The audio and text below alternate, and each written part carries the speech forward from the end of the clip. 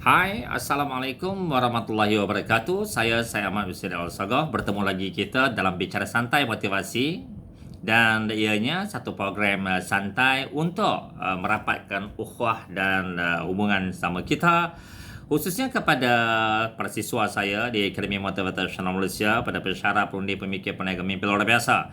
Mereka ini harapan bangsa dan negara. Kenapa? Tanpa keilmuan, bagaimana kita nak menggapai segala keterbilangan yang dalam minda kita?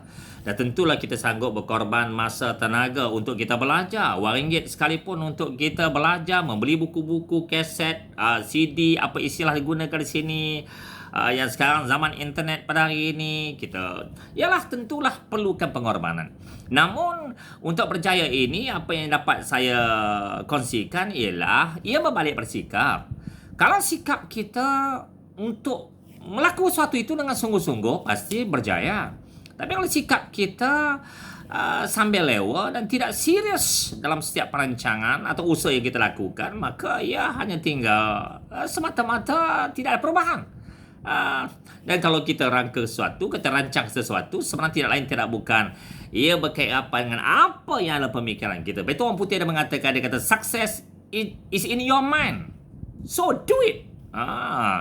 Dia kejayaan itulah pemikiran kita, jadi lakukanlah.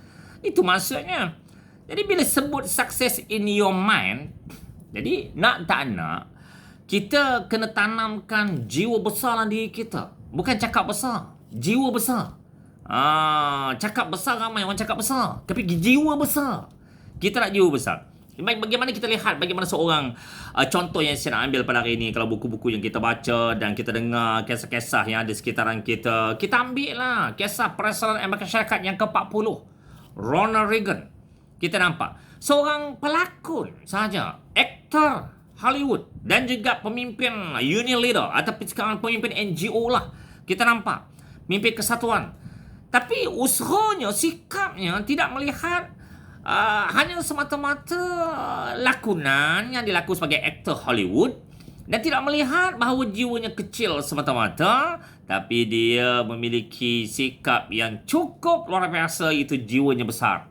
Akhirnya pada tahun 1981 hingga 1989, beliau telah muncul, Presiden Ronald Reagan telah muncul sebagai Presiden yang ke-40 United States of America Syarikat.